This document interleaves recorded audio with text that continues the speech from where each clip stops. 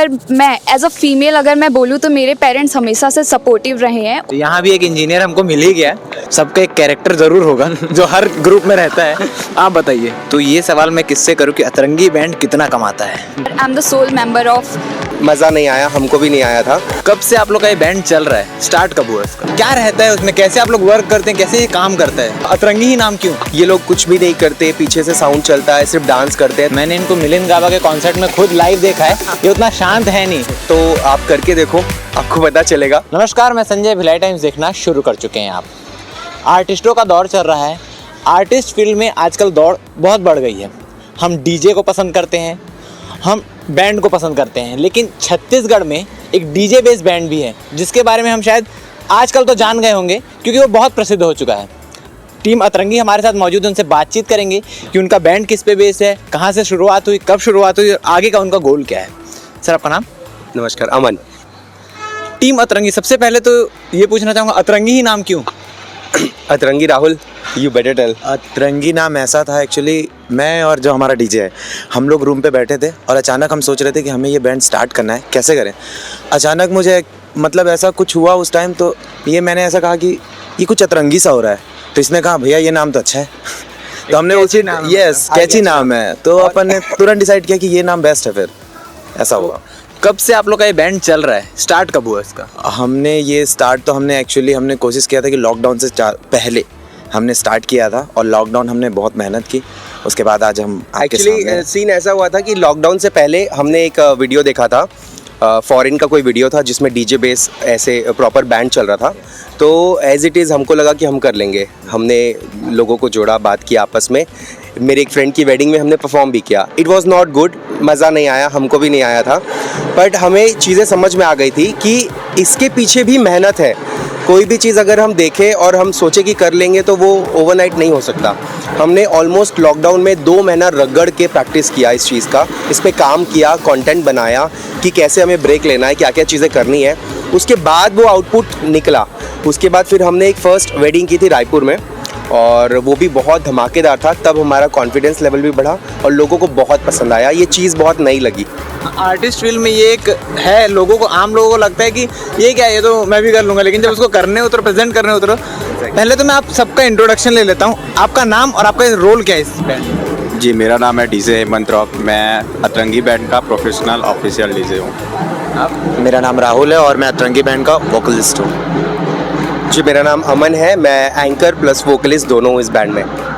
मेरा नाम हर्षा है और I am the sole vocalist member of Atrangi the band. मेरा नाम देवेश है, मैं official drummer Atrangi the band में हूँ। तो हमारे साथ ड्रमर हैं, सिंगर्स हैं, एंकर हैं, डीजे हैं, पूरी टीम यहाँ पे मौजूद है। 2 बंदे मिसिंग हैं। एक हमारा ढोल प्लेयर जो है वो मिसिंग है, और हमारे वॉयलिनिस्ट उत्तम भैया वो भी मिसिंग है। वो दोनों भी कमाल के आर्टिस्ट हैं। आप लोग लाइक और कमेंट करके बता देना कि हाँ भाई मैं ही उत्तम हूँ। तो आपसे मैम, एक गर्ल्स में शायद आप ही हैं और कोई भी टीम में? नहीं, अभी तो सिर्फ मैं ही हूँ। अतरंगी बैंड चल रहा है, आप लोग को शायद ट्रैवल करना पड़ता होगा 2-3 दिन, या घर से भी बाहर रहना पड़ता है क्योंकि ओवरनाइट शोज रहते हैं, तो प्रॉब्लम नहीं आती कुछ? नहीं, एक्चुअली मैंने कभी प्रॉब्लम फेस नहीं किया। जैसा आपने कहा, obviously as a female member हमें फेस करना पड़ता है, बट जो मेरे मेंबर्स हैं, fortunately they are like my brothers, और इनके लिए मैं इनकी छोटी बहन की तरह ही हूँ, और ये मेरी केयर भी एज अ छोटी बहन की तरह ही करते हैं। तो जब भी हम ट्रैवल करते हैं तो ये बहुत ही ख्याल रखते हैं कि मेरे हर सुविधा का ये हमेशा ख्याल रखते हैं। सो मुझे कभी ऐसा फील नहीं हुआ कि मैं सिर्फ अकेली फीमेल मेंबर हूँ। मुझे हमेशा इन्होंने सपोर्ट किया, हमेशा मेरी केयर की एज अ छोटी बहन की तरह। ये तो आपका पर्सनल ओपिनियन हो गया, बट घर वालों की तरफ से कई बार रहते कि यार और कौन जा रहा है। कहीं भी एक छोटी सी भी जगह जाने के लिए लड़कियों से सवाल पूछा जाता है कि तुम्हारे साथ और कौन है, लेकिन यहाँ आप अकेली हैं, तो उसके लिए क्या? सो देखिए, मैंने कहा ये मेरे भाइयों की तरह है, तो ऑब्वियसली मेरे पेरेंट्स भी इनको जानते हैं, मेरे पेरेंट्स के पास इनका नंबर है, तो ये इनका कांटेक्ट मेरे पेरेंट्स के साथ बना रहता है कि हम यहाँ जा रहे हैं एंड ऑल। सो मुझे कभी प्रॉब्लम फेस करने की ज़रूरत ही नहीं पड़ी। अतरंगी को आप लोग कहाँ तक ले जाना चाहते हैं? मतलब एक गोल होगा कि हम यहाँ देखते हैं अतरंगी को। फ़िलहाल तो हम सबका ड्रीम है कि इंटरनेशनल स्टेज टच करना है, ठीक है, वेदर वो थाईलैंड हो या यूके हो, कहीं भी हो, मतलब ड्रीम तो कोई भी देख सकता है, बड़ा से बड़ा देखो। तो फ़िलहाल हम लोग ने अभी 2 साल की जर्नी अपने इंडिया में अभी तय किया है, और डीजे बेस बैंड जो छत्तीसगढ़ का एक लौता बैंड है फ़िलहाल जो पूरे पैन इंडिया में अभी वर्क कर रहा है। और उड़ीसा तो कंटिन्यू है हमारा आना जाना, महाराष्ट्र उड़ीसा ये सारी जगह पे हम लोग कवर कर ही लिए हैं। फ़िलहाल हमारा जो टारगेट है वो इंटरनेशनल स्टेज है और आई डोंट नो वो कैसे पूरा होगा, बट उम्मीद है हो जाएगा। डीजे बेस बैंड है, एक नया कॉन्सेप्ट है यहाँ के लिए, छत्तीसगढ़ के लिए, इंडिया के लिए। तो क्या रहता है उसमें, कैसे आप लोग वर्क करते हैं, कैसे ये काम करता है? ये एक्चुअली बहुत अच्छा क्वेश्चन है और मैं सभी को बताना चाहूँगा डीजे बेस बैंड में सिर्फ इतना नहीं है कि आपने माइक उठाया और डीजे के साथ साथ गाना स्टार्ट कर दिया। आपको डांस का जो हुक स्टेप है वो रिदम में होना चाहिए, आपको वोकल का नॉलेज होना चाहिए। ठीक है, दो I am not a good singer, but मेरे साथ जो 2 सिंगर्स हैं वो मुझे काफ़ी ट्रेन करते रहते हैं। माइकिंग आपकी बहुत तगड़ी होनी चाहिए। उसके अलावा आपका डीजे बहुत स्ट्रांग होना चाहिए, जैसे हमारा डीजे अल्टीमेट प्लेयर है, मिक्सिंग एंड ऑल सारी चीज़ें बहुत कमाल की है। तो और एक से नहीं, हम सातों की जब थॉट्स मिलते हैं, हम जब सातों के आइडियाज़ को हम जब मर्ज करते हैं ना, तभी एक बहुत अच्छा एक आउटपुट निकल कर आता है। और डीजे बेस बैंड, अभी भी कई लोगों को ये मिथ है कि ये लोग कुछ भी नहीं करते, पीछे से साउंड चलता है, सिर्फ डांस करते हैं। तो आप करके देखो, आपको पता चलेगा। हम करके फेल होकर के बैठ गए थे और वापस से हमने मेहनत करके स्टार्ट करी है, तो कुछ तो बात होगी। ये बैंड जो इतना शांत दिखता है, मैंने इनको मिलिंद गाबा के कॉन्सर्ट में खुद लाइव देखा है, ये उतना शांत है नहीं, हंगामा मचा के रखते हैं। और खासकर ये मैडम जो एकदम प्यार से बोली मैं ऐसे नहीं होता, लेकिन उस टाइम में इतना चिल्ला के, इतना हंगामा मचा के पब्लिक के बीच में जो एनर्जी क्रिएट करते हैं ये लोग, वो कमाल रहता है। क्या कुछ शो से पहले आप लोगों को प्रिपरेशन करनी पड़ती है? ऑब्वियसली हमेशा शो के पहले हम टाइम देते हैं प्रैक्टिस के लिए, और सारे मेंबर्स हम लोकल एरिया से ही है, तो हमें प्रैक्टिस में बहुत टाइम मिल जाता है साथ में। एंड ऑब्वियसली क्योंकि मैं एक वोकलिस्ट हूँ, तो जो मेरे मेंबर्स में मुझे कमी दिखती है मैं उनको टीच करती हूँ, उनके द्वारा जो मुझे मिलता है नॉलेज वो मैं लेती हूँ। तो हम एक टीम के तरह टीम वर्क करते हैं, तो इसी की तरह हमारा टीम भी ग्रो होता है प्रैक्टिस के थ्रू, टीम वर्क के through, and trust and all the care. हमारे साथ ड्रमर भी मौजूद हैं। आपके लिए सबसे कॉमन सवाल, लोग बोलते हैं कि कोई भी स्टेज शो होता है उसमें सिंगर को ज़्यादा हाइप मिलता है कि हाँ ये ड्रमर लोग हमेशा पीछे रह जाते हैं। तो ऐसा कुछ नहीं यार, मेरे को भी आगे आना, मेरे को आगे, मैं आगे रह के बजाऊँगा। आगे रहना ज़रूरी नहीं है, पीछे रह के ही मेरा सबसे मेन रोल भी कई बार रहता है। क्योंकि अगर जिस टाइम गाने स्विच होते हैं उस टाइम उस खालीपन को फील करना वो मेरा ही काम होता है खासकर। हालांकि मेरे साथ में मेरा ढोलिस्ट भी रहता है राहुल साहू, बहुत ही अमेजिंग प्ले करते हैं वो।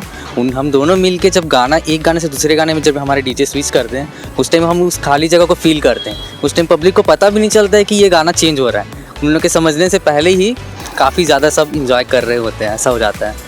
तो ऐसा तो कभी फील नहीं हो कि पीछे हूँ, आगे ही अपने आप को समझता हूँ हमेशा मैं। इस इवेंट में आपका और डीजे का एक कनेक्शन बनना बहुत ज़रूरी है। तो कभी ऐसा नहीं हुआ कि आप उसको क्या बता दिया यार, मेरी गड़बड़ी हो गई? गड़बड़ी तो होती है, लाइव शो में तो गड़बड़ी होना जायज़ सी बात है। ऐसा तो नहीं है कि परफेक्ट शो कोई भी करे।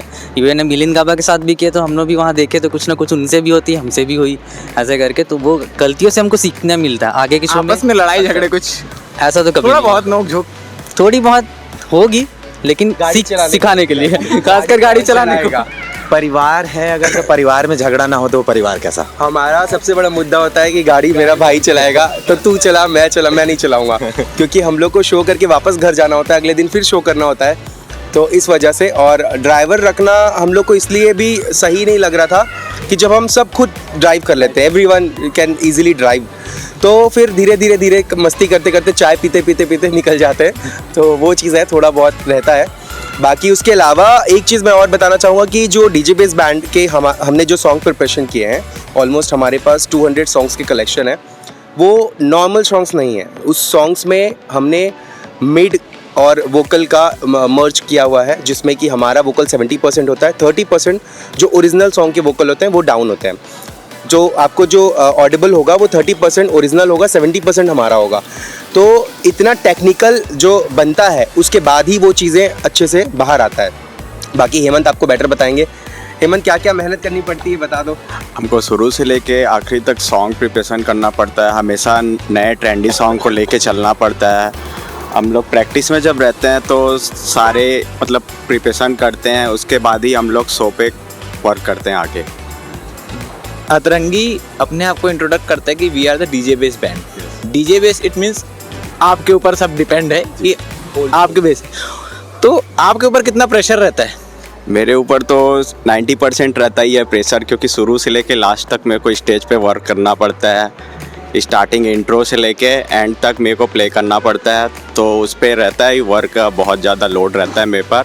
अगर मेरे से थोड़ी सी भी गलती होती है तो मेरे को ये लगता है कि मेरे मतलब फैमिली मेम्बर जो अतरंगी टीम से हैं उनसे कुछ ना गलती हो स्टेज में, ऐसा। तो इस चीज़ का मेरे को हमेशा ध्यान रखना पड़ता है कि मेरे से कुछ गलती ना हो लाइव में। टीम में सबसे ज़्यादा खड़ूस कौन है? सबका एक कैरेक्टर ज़रूर होगा जो हर ग्रुप में रहता है, आप बताइए। वैसे खड़ूस तो कोई भी नहीं है, क्योंकि नहीं देखो, ऐसे हम लोग को नेतागिरी वाला आंसर नहीं चलेगा, टू बी ऑनेस्ट बताना है। टू बी ऑनेस्ट, मैं जहाँ तक मैं जानती हूँ कोई भी आर्टिस्ट एकदम खड़ूस नहीं हो सकते। सो बेसिकली अगर मैं बोलूँ तो मे बी हेमंत भैया एंड उत्तम भैया। और सबसे स्वीट कौन है? स्वीट इनका नाम छोड़ दो। ऑब्वियसली हमारा ड्रमर, वो बहुत स्वीट है। वो है भी, अभी बात करते टाइम भी पता चला कि एकदम शांत है। आप बताइए सबसे ज़्यादा कंट्रोवर्सी कौन क्रिएट करता है? सबसे ज़्यादा कॉन्ट्र राहुल साहब, जो यहाँ है नहीं, कोई है नहीं वहाँ। आपके खिलाफ में कंप्लेन हो रही है, आप बाद में रूम में इनसे मिल सकते हैं। बिल्कुल, I am so sorry but this is true. और सबसे इम्पोर्टेंट सवाल जो आर्टिस्ट फील्ड में उठती है सबके बीच में, कि फैमिली सपोर्ट को लेके क्या है?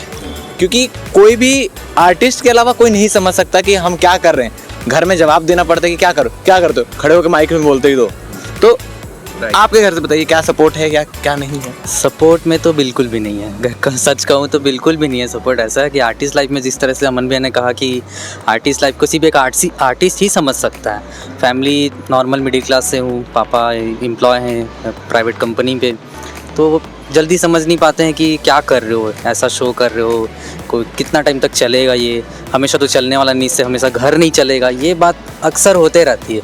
बट हम लोग आर्टिस्ट हैं, हमको पता रहता है कि हमको क्या चाहिए। हमको स्टेज चाहिए, पैसा हम लोग बाद में देखते हैं, पहले हमको शो चाहिए, फेम चाहिए, हमको स्टेज चाहिए कि हमको यहाँ काम करना है। छोटे से स्टेज से चालू करके आज हम लोग इतने बड़ी जगह में पहुँचे, ऐसा टाइप में है। तो बहुत मेहनत लगी अभी तक। पैसे की बात जब निकली है तो ये सवाल मैं किससे करूँ कि अतरंगी बैंड कितना कमाता है? ठेकेदार। सो बेसिकली हम ठेकेदार जो ये सब मुझे बोलते हैं ग्रुप का। कमाना ऐसा है कि जो सबका एक अमाउंट होना चाहिए, जैसे एक डीजे का जो अमाउंट होना चाहिए जो वो बाहर चार्ज करते हैं, कुछ ना कुछ उससे प्लस होकर के हमें ग्रुप में मिल रहा है। और यही हमारा पर्पस था कि अगर हम अपना पर्सनल काम छोड़ के, जैसे मैं एंकरिंग करता हूँ, मुझे 12 साल हो गए एंकरिंग करते, अगर मैं अपना एंकरिंग का काम छोड़ करके मैं डीजे के साथ में हूँ, आज मैं एक ग्रुप में हूँ, कहीं ना कहीं मुझे उससे बेनिफिट होना चाहिए। तो वो चीज़ है। बट अपार्ट फ्रॉम दिस मुझे फाइनेंशियली और कमर्शियल बेनिफिट से ज़्यादा एक जो टीम मिली है और जो साथ में काम करने का मज़ा है ना, वो ज़्यादा मैं कमा रहा हूँ। तो वो मेरे लिए प्रायोरिटी एक्चुअली ये चीज़ है। पैसे से ज़्यादा मुझे जो टीम वर्क मिल रहा है वो मेरे लिए सबसे बड़ी कमाई है। अतरंगी बैंड शायद 2 साल पहले इस्टेब्लिश हुआ है, तो 2 साल इससे पहले आप लोग कौन कहाँ थे? सब अलग अलग पार्ट में रहे होंगे, तो सबसे पर्सनली पूछ लेते हैं, आप अतरंगी बैंड में आने से पहले कहाँ थे? बेसिकली हम लोग खड़सिया से ही बिलोंग करते हैं सारे लोग, तो सारे एक ही जगह मिले, हम लोग ने टीम क्रिएट किया, फिर ये अतरंगी बैंड स्टार्ट किया हमने। अतरंगी बैंड आप कहाँ इससे पहले डीजे प्ले करते थे या कुछ और काम, या क्या करते थे? एक्चुअली मैं शुरू से ही डीजे प्ले करता था, स्कूल टाइम से ही। स्कूल टाइम से आपकी स्कूलिंग कहाँ हुई है? मेरी खड़सिया में हुई है, कमला नेहरू पब्लिक स्कूल में। तो मैंने वहीं से पढ़ाई करते करते ही डीजिंग स्टार्ट कर दी थी। क्लासेस तो नहीं लिया था किसी से, मैंने खुद से ही सीख रहा था। घर वाले को जब मैंने बोला कि मेरे को मुंबई जाना है क्लासेस के लिए, तो घर वाले मना कर दिए, तू अकेला है, कैसे करेगा, सब मैनेज नहीं हो पाएगा, ये वो करके काफ़ी मतलब घर वाले मेरे को सपोर्ट नहीं करते थे पहले। बट धीरे धीरे उनको लगा, मैं आगे बढ़ते गया, वर्क करते गया, उन्होंने मेरे हार्ड वर्क को देखा, उन्होंने भी समझा इस चीज़ों को लेके, फिर उन लोग सपोर्ट करते हैं आज मुझे हर चीज़ों के लिए। आज जहाँ पे भी हैं हम लोग, घर वाले और टीम अतरंगी की वजह से। ठीक है, आप इससे पहले क्या करते थे टीम अतरंगी से पहले? इससे पहले मैं इंजीनियर हूँ सबसे पहले तो यहाँ भी एक इंजीनियर हमको मिल ही गया। हर फील्ड में कहीं ना कहीं इंजीनियर होते ही है, इंजीनियर सब कुछ कर लेते हैं। हाँ, हम लोग सब कुछ कर लेते हैं। तो एक्चुअली ऐसा था, मैं जब स्कूल में था तो मेरा ऐसा कुछ भी प्लान नहीं था कि मैं सिंगिंग करूँगा कि ऐसा कुछ है। मेरे पापा सिंगर थे, वो बहुत अच्छी सिंगिंग करते थे। तो अचानक जब मैं कॉलेज गया, मेरा इंट्रो हुआ, मेरी रैगिंग हुई एक्चुअली कॉलेज में। तो रैगिंग में मुझे बस में गाना गाने बोले। अब मैंने बस में गाना गाया, उसके बाद उन्होंने थोड़ा अप्रिसिएट किया, तो मैंने खुद को सोचा कि चलो ये करते हैं। फिर पापा बोले, फिर स्टार्टिंग में ऐसा हुआ कि घर वाले बिल्कुल भी कि तुम सिविल इंजीनियर हो, इतना कर लिए हो, अब ये सब क्यों कर रहे हो, ऐसा शर्मा जी क्या लड़का को देखो। बस ये चलता था। फिर हुआ ये कि 2-3 शोज़ हुए, ऐसा हुआ। फिर मैंने खुद अपना स्टूडियो खोला और सिंगिंग में आगे बढ़ा। स्टूडेंट्स आए, गिटार सिखाने लगा, सब कुछ देखे घर वाले कि हाँ लड़का कुछ कर ले रहा है। फिर उसके बाद थोड़ा थोड़ा ये रोकना टोकना बंद हो गया। और जब आज अतरंगी में हूँ तो अब तो घर वाले ये भी नहीं पूछते बेटा कहाँ जा रहे हो, बस ये पूछते शो है तुम्हारा, हाँ जाओ, हाँ ठीक है। यही जवाब होता है बस अब। और आप? मैं एंकर ही हूँ और इस इंडस्ट्री में पहले मैं एज अ कोरियोग्राफर अपनी जर्नी स्टार्ट किया था। आज से ऑलमोस्ट 15 साल पहले अगर मैं कहूँ तो मैं कोरियोग्राफी करता था, डांस सिखाता था। 300 रुपये पर सॉन्ग लेता था डांस सिखाने का। और उससे भी पहले अगर बहुत पहले मैं जाऊँ तो जो मिक्की माउस और जो कार्टून बनते थे पार्टीज़ में, तो वो तक मैंने किया हुआ है, जो 200 रुपीज़ पर डे मिलता था। तो वहाँ से मुझे इवेंट में ऐसे इंटरेस्ट आता गया, जब तक मेरे घर वालों को भी नहीं पता ये चीज़ कि मैंने ये किया है। मतलब किसी को भी नहीं पता होगा, आई गेस मैंने आज तक कभी बताया ही नहीं कि मैंने वो किया हुआ है, मिक्की माउस बन के वो डांस करना। तो बट ठीक है, वो काम था, मज़ा आता था, तो हमने किया। और स्टार्टिंग में बहुत इनिशियली मिडिल क्लास फैमिली थी, तो बहुत फिनेंशियली इतना स्ट्रॉन्ग नहीं हुआ करते थे, तो साउंड बॉक्स सारी चीज़ें लेने वेने में मुझे बहुत दिक्कत जाती थी। बट धीरे धीरे मैं करते फिर एंकरिंग पे स्विच किया। सडनली एक इवेंट में ऐसा हुआ था जहाँ एंकर नहीं आई थी, तो मैंने वो अपॉर्चुनिटी ग्रैब करके वो एंकरिंग किया। फिर मैंने कोरियोग्राफी साइड किया, फिर एंकरिंग को कंटिन्यू किया और ऑलमोस्ट 12 साल हो गए अभी मेरे को करते करते। और उसके बाद अभी 2 साल से बैंड हम कर रहे हैं साथ में। राहुल मेरा चाइल्डहुड फ्रेंड है, स्कूल में हम साथ में पढ़ते हैं। 20 साल के बाद हम लोग मिले हैं अभी इस बैंड में। तो हम जब पुरानी बात भी याद करते हैं तो बहुत मज़ा आता है कि हम लोग बचपन में मतलब कितनी मस्तियाँ करते थे। So this is all. नहीं तो ऐसी स्टोरी होनी चाहिए, तभी आगे चल के आपके ऊपर पिक्चर बन सकती है कि नहीं मिक्की माउस बनते थे, फिर ये हुआ। आप बताइए अपने बारे में। सो बेसिकली बचपन से ही सिंगिंग मेरी हॉबी थी। मुझे गाना गाना बहुत पसंद था और लेकिन मैंने कभी ये सोचा नहीं था कि मैं इस फील्ड में अपना करियर सेट करूँगी। मैंने कभी भी नहीं सोचा था। बट क्या हुआ, लॉकडाउन के दौरान जब मैं खाली बैठी थी घर पे, ऑब्वियसली हर कोई खाली बैठे थे, तब मुझे पता चला कि मेरे पास एक गिटार भी है। तो गिटार है तो अपॉर्चुनिटी ग्रैब करने में किस चीज़ की देरी। तो मैंने गिटार था मेरे पास, तो मैंने गिटार सीखा अपने मेंटोर से। ये मेरे मेंटोर भी हैं, राहुल सर। तो इनसे मैंने गिटार सीखा और इन्होंने मुझे सिंगिंग में कुछ बेसिक्स भी सिखा दिए। तो मैं क्लासिकली ट्रेन नहीं हूँ, बट फिर भी मैं सरगम की डेली प्रैक्टिस करती हूँ। तो मैंने गिटार विद सिंगिंग सीखा एंड उसके बाद मुझे अपॉर्चुनिटी मिलती गई कैफ़ेज़ में एंड बहुत से ऐसे स्टेजेस मिलते गए मुझे। उसके बाद धीरे धीरे मुझे ये पता चलते गया कि ठीक है, मैं इस फील्ड में अच्छी हूँ, मैं अच्छा कर सकती हूँ। तो मैंने अपना 100% इस फील्ड को देना स्टार्ट कर दिया। एंड ऑब्वियसली मेरे मेंटोर ऑलरेडी बैंड के मेंबर थे, तो इन्होंने मुझे रेफ़र किया बाकी बैंड मेंबर्स के लिए कि एज अ फीमेल वोकलिस्ट हम इसको रख सकते हैं। तो फिर इन्होंने मेरा काम देखा, 1-2 शोज़ में मैंने इनके साथ किया। इनको में भी मेरा काम अच्छा लगा होगा, तो उसके बाद मैं इनकी एक ऑफिशियल मेंबर बन चुकी हूँ।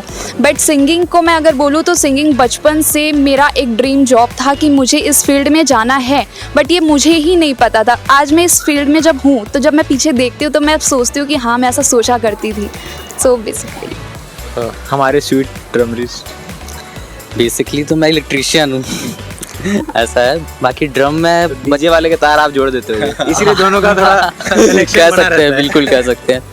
अब बचपन से तो ऐसे ड्रम नहीं प्ले करता था मैं, बस एक शौक था देख देख के, क्योंकि छोटे से जगह। अभी घर के पानी वाले ड्रम को बजाया बचपन में जैसे होता है? ऑनेस्टली बोलूँ तो होली पे जो टीपा बजाते हैं डब्बा, बहुत प्ले किया है वो तो बहुत बजाया है ऐसे करके। उसके बाद में फिर लॉकडाउन की बात है, लास्ट मोमेंट था कि मतलब ड्रम में अपना सेल कर दिया। जो मेरा फर्स्ट ड्रम था लाइफ में, वो मैं अपना सेल कर दिया था कि मेरे को कोई कुछ मिल नहीं रहा इससे, सिर्फ एक ऐसा है कि सिर्फ बजा रहा हूँ, टाइम पास हो रहा है, ऐसा टाइप का था। मैं उसको कभी भी प्रोफेशनली आगे नहीं ले जाना चाहा। ये अचानक से मेरे को फिर हमारे टीम के जो ऑल इन प्लेयर हैं उन्होंने फ़ोन किया कि एक बैंड तैयार हो रहा है, उसमें ड्रमर की ज़रूरत है। फिर उन्होंने अमन भैया से मेरे को इंट्रोड्यूस कराया, उन्होंने कॉन्सेप्ट समझाया पूरा तिरंगी को लेके कि क्या करना है, कैसे करना है। अब उस टाइम मेरे पास ड्रम नहीं था, तो थैंक्स टू अमन भैया कि जो मुझे फिर से ड्रम एक खरीद के दिए। उसके बाद मैं तिरंगी में इनके साथ प्ले किया। बेसिकली मैं तिरंगी में ही प्ले कर रहा हूँ। तो ये बोल सकते हैं कि लॉकडाउन जहाँ कई लोगों को ड्रॉबैक रहा, वो आप लोग के लिए एक फ़ायदेमंद साबित हुआ।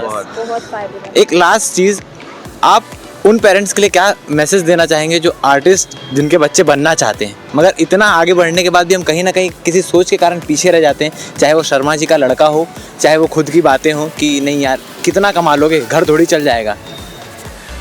टू बी ऑनेस्ट, मेरे खुद के पेरेंट्स सपोर्टिव नहीं है, मतलब उनको अभी भी मेरा काम समझ में नहीं आता है। आज मुझे 12 साल हो गए हैं, बट मैं ये ज़रूर कहना चाहूँगा कि अगर आप अच्छे आर्टिस्ट हो, आपको लगता है आप कुछ कर सकते हो, तो अपने लिए स्टैंड ज़रूर लेना। ज़रूरी नहीं हर बार हमारे पेरेंट्स सही हो, ठीक है, मे बी ये चीज़ें थोड़ी लोगों को रॉन्ग लगे, बट ये एक्चुअल में है कि अगर आपके अंदर कैपेबिलिटी और आपको लगता है, वो जुनून है कि आप कर सकते हो, तो आपको अपने पेरेंट्स के सामने भी स्टैंड लेना पड़ेगा कि नहीं मुझे ये चाहिए, मुझे ये करना है, ठीक है।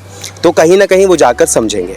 और मैं मुझे भी एक पॉइंट ऐड करना चाहूँगी कि मोस्ट ऑफ द मेंबर्स के पेरेंट्स सपोर्टिव नहीं रहे हैं, पर मैं एज अ फीमेल अगर मैं बोलूँ तो मेरे पेरेंट्स हमेशा से सपोर्टिव रहे हैं। उनका यही कहना है कि बेटा एक लाइफ है, तुम खुल के जियो, और यही मुझे भी बैक सपोर्ट और एंकरेज हमेशा करता है। तो मैं भी सारे पेरेंट्स को यही बोलना चाहूँगी कि एक लाइफ है, जीने दीजिए। लेकिन इसका कहीं ना कहीं ड्रॉबैक भी हो जाता है कि जो आर्टिस्ट फील्ड में नहीं है लेकिन अपना टाइम वहाँ पे जाके कि नहीं मैं भी यही करूँगा, मेरे को भी फेम चाहिए, उनका लाइन कहीं और है बट वो जाते कहीं और है। कुछ बच्चे हैं, उन बच्चों के लिए क्या मैसेज देना चाहेंगे अपना सही लाइन सेलेक्ट करने के लिए? मैं चाहूँगा कि पहले तो आप खुद के साथ ज़्यादा समय बिताएं। आप जब खुद के साथ समय बिताते हैं तब आप ये जान पाते हैं कि मुझे क्या चाहिए एक्चुअली में। क्या है, हम लोगों के बीच में रहते हैं, हम क्या रहता है कि इधर भी मन भाग रहा है, उधर भी मन भाग रहा है, कोई हमें ये बोल रहा है, तो हम खुद का ना सुन के हम दूसरों का सुनते हैं। इसलिए सबसे पहला ये है कि आप अपने साथ टाइम बिताइए, आपको पता चलेगा कि आपको क्या करना है।